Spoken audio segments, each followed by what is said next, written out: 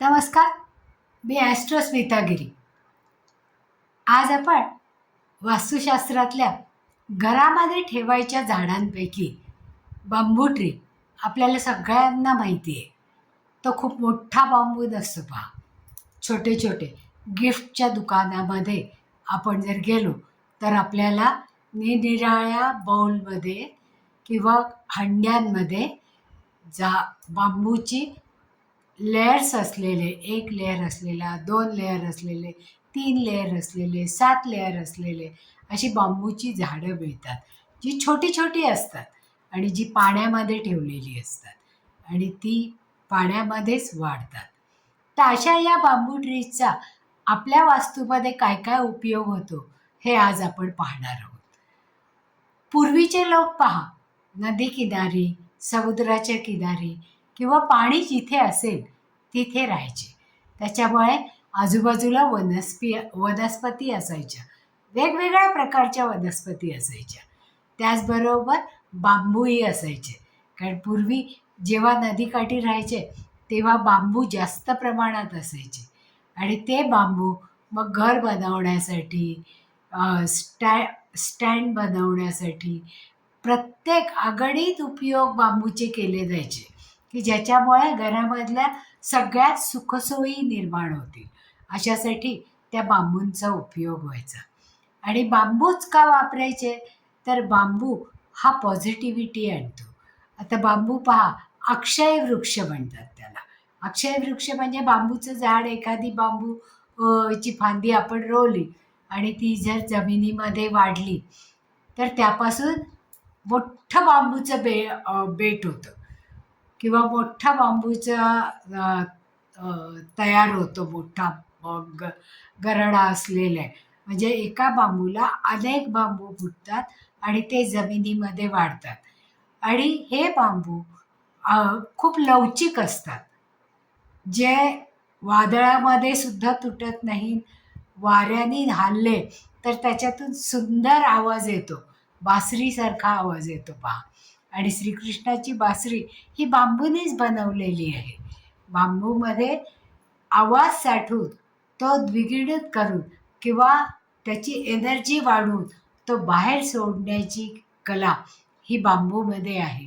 म्हणून बांबू हा आपल्याला वेगवेगळ्या ठिकाणी उपयोगाला येतो पहा. कारण बांबूचं लाईफ हे सगळ्यात जास्त आहे. म्हणून झोपड्या बनवताना, घर बनवताना बांबूचे छत बनवायचे पहा पूर्वी, की ज्याच्यामुळे बांबू हा दीर्घकाळ टिकणारा आहे. म्हणून म्हणजे त्या बांबूच्या सहवासात राहणारे लोक हे दीर्घायुष्यी व्हावेत, म्हणजे त्यांचं लाईफ पण त्या बांबूप्रमाणे दीर्घायुष्य व्हावे, हा दृष्टिकोन त्याच्यामध्ये होता. आणि बांबू हा संपत नाही पहा. एक बांबू कापला की दुसरा बांबू येतो, त्यामुळे बांबूचं बेटच्या बेट तयार होतं. बांबू हा हिरव्या रंगाचा असतो पहा. म्हणजे जेव्हा सुरुवातीला असतो तेव्हा तो हिरवा होतो आणि जेव्हा तो आपण कापतो आणि घरासाठी वापरतो त्यावेळेस तो पिवळा, म्हणजे एनर्जी ओढून घेणारा. आधी हिरवा आणि पिवळा हा एनर्जी साठवून घेणारे रंग आहेत. त्याचबरोबर ते एनर्जी सोडणारे सुद्धा, म्हणजे पॉझिटिव्ह एनर्जी निर्माण करणारे हे 2 रंग आहेत. त्यामुळे बांबू तुम्ही कधी काळा पाहिलाय का? नाही. बांबू हा काळा होत नाही.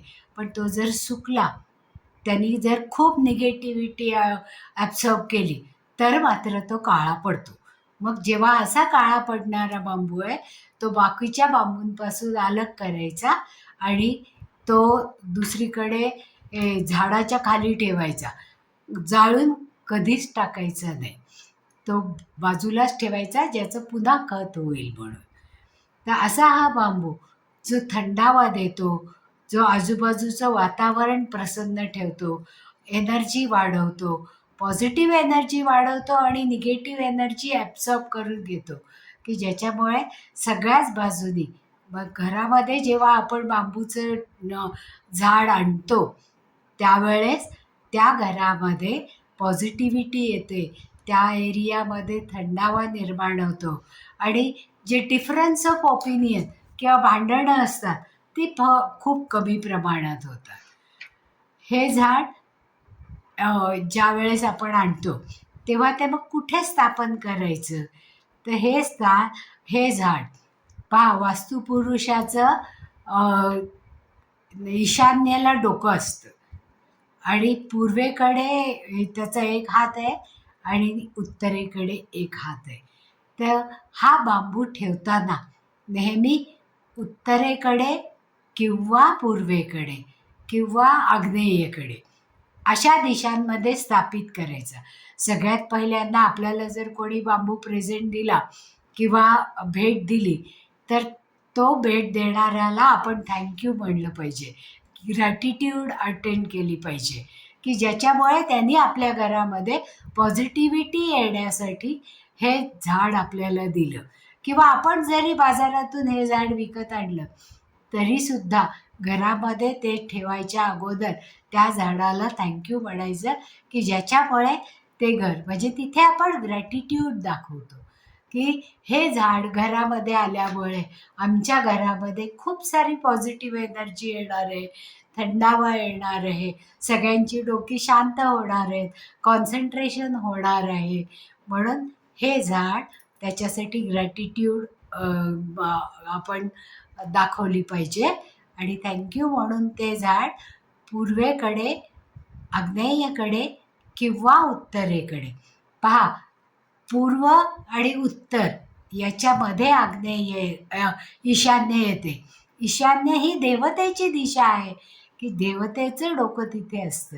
म्हणजे ही बांबूची झाडं जर आपण तिथे प्लेस केली तर आपलं डोकं शांत राहतं, त्याच्यामध्ये सुविचार सुचतात, आपल्या आचरणामध्ये बदल होतो. आपली जर काही ग्रोथ अडली असेल तर हे बांबूचं झाड आल्यानंतर आपली ग्रोथ सुरळीत होते. किंवा प्रमोशन मिळणार असेल आणि ते प्रमोशन अडलं असेल तर ते प्रमोशनही आपल्याला ते झाड आणल्यानंतर 8 दिवसात आपल्याला बऱ्याच शुभ गोष्टी झालेल्या दिसून येतात. म्हणजे घरामध्ये राहणाऱ्या लोकांचं रिलेशनशिप चांगली होते. कारण हिरवा रंग हा कल्याणकारी आहे, प्रगती दर्शवणारा आहे, शांतता देणारा आहे. त्याच्यामुळे या झाडामुळे आपल्या घराचं तसंच आपल्या वास्तूचं कल्याण होतं. कारण त्याच्यामध्ये पॉझिटिव्ह एनर्जी साठवली जाते आणि जी निगेटिव्ह एनर्जी ते ॲब्सॉर्ब करतात त्याच्या दुप्पट पॉझिटिव्ह एनर्जी सोडतात, की ज्याच्यामुळे सगळीकडे शांतता, समृद्धी आणि समाधान येतं. आता हे बांबूचं झाड 1 लेयरचं असतं, 2 लेयरचं असतं, 3 लेयरचं असतं किंवा 7 लेयरचं असतं. जेव्हा आपण दुकानात जातो की नाही तेव्हा आपण या वेगवेगळ्या लेयर्सची बांबूची झाडं पाहतो पहा. ते 1 लेयरचं झाड हे घरामध्ये ठेवलं तर चालतं. 2 लेयरचं झाड प्रेझेंट देण्यासाठी कोणीतरी आपल्याला 2 स्टेपमध्ये वरती नेण्यासाठी हे 2 लेयरचं झाड जर प्रेझेंट केलं तर आपली प्रगती झपाट्याने होते. त्याचप्रमाणे 3 लेयरचं जर झाड असेल तर त्यांनी कॉन्सन्ट्रेशन, बुद्धिमत्ता आणि घरामध्ये शांतता ही वाढते.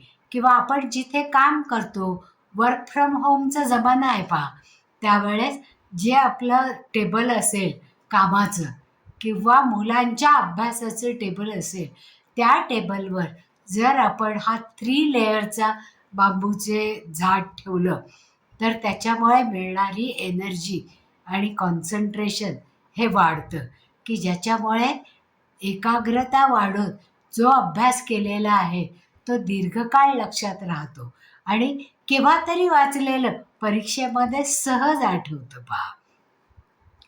आता हा बांबू ज्या भांड्यामध्ये असतो किंवा ज्या काचेच्या पॉटमध्ये असतो त्याच्यामध्ये पाणी, जेल, काही पेबल्स म्हणजे हिरव्या रंगाचे दगड, गोटे जे गोल गोल आहेत असे किंवा पांढऱ्या रंगाचे किंवा पिवळ्या रंगाचे हे मिक्स करून टाकले तरीसुद्धा चालतात. हे जेव्हा आपण त्या भांड्यामध्ये, ज्या भांड्यामध्ये हे पॉट बांबू ठेवलेले आहे, त्या पॉटमध्ये जर खाली ठेवलं तर पहा की या बांबूच्या झाडामध्ये पंचतत्व येतात.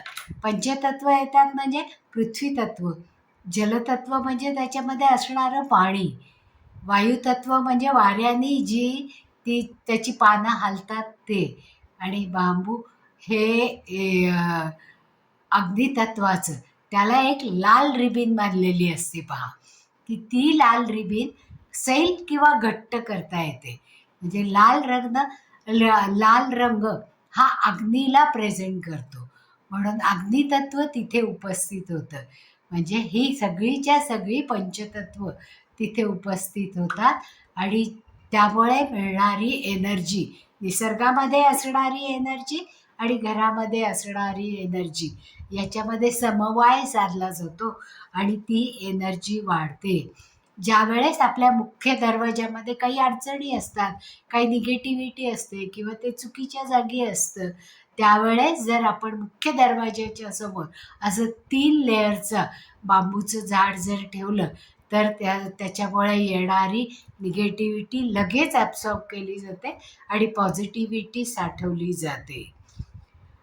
आता बिझनेसच्या स्थानावर आपल्याला एखाद्याचा बिझनेसमध्ये काही अडचण आली आहे असं जर वाटत असेल तर त्याला नक्कीच 7 लेयरचा बांबू हा प्रेझेंट करावा, ज्याच्यामुळे आपल्यामधली पण पॉझिटिव्ह एनर्जी वाढते आणि ज्याचा बिझनेस थोडा रडत-खडत चाललेला आहे किंवा काही अडचणी येत आहेत, विलंब होतो आहे, तिथे त्यांनी जर बिझनेसच्या ठिकाणी त्यांच्या ऑफिसमध्ये हे जर 7 लेयरचं बांबूचं झाड ठेवलं तर त्याचा जास्तीत जास्त फायदा हा होतो आणि जी काही अडलेली कामं आहेत ती ॲक्सिलरेट होतात आणि त्याच्यामुळे होणारा फायदा हा कितीतरी पटीने वाढतो. आता काही गोष्टी आपल्याला लक्षात ठेवायला लागतात, की ज्यावेळेस या झाडाची पानं पिवळी पडतात किंवा एखादा बांबूची काडी काळी पडायला लागते, त्यावेळेस आपल्याला त्यातून ती काडी बाजूला काढून ठेवावी लागते. कारण तिने बरीचशी निगेटिव्हिटी ॲब्सॉर्ब करून आपल्यामध्ये साठवली असते. मग ती तशीच कॅरी नाही करायची, तर तो बांबू काढून टाकायचा आणि पिवळी झालेली पानंही काढून टाकायची, ज्याच्यामुळे नवीन येणारी पानं ही हिरवीगार असतील आणि पॉझिटिव्हिटी पसरवण्यासाठी त्याचा जास्तीत जास्त उपयोग होईल. मग अशी ही झाडं आपण सगळीकडे ठेवूया, उत्तरेकडे, पूर्वेकडे. कारण पूर्वेकडे उगवतीची दिशा आहे, ज्याच्यामुळे सूर्याची एनर्जी त्या झाडाला मिळते आणि आग्नेयमध्ये खूप ऊर्जा असते, खूप एनर्जी असते. ती एनर्जी कमी करण्यासाठी जर आपण आग्नेयमध्ये बांबूचं झाड लावलं किंवा बांबूचं हे रोप ठेवलं तर त्याचा जास्तीत जास्त उपयोग होतो. ही माहिती तुम्हाला आवडली असेल तर सबस्क्राईब करा आणि हीच माहिती तुमच्या मित्रमैत्रिणींपर्यंत पोचवायची असेल तर शेअरही करा आणि त्याचबरोबर लाईकही करा. जर तुम्हाला काही शंका असतील तर तुम्ही जरूर आम्हाला कळवा आणि त्या शंकांचं निरसन करा, आम्ही लगेच करतो. धन्यवाद. पुन्हा आपण असंच एखादं झाड घेऊन भेटूया.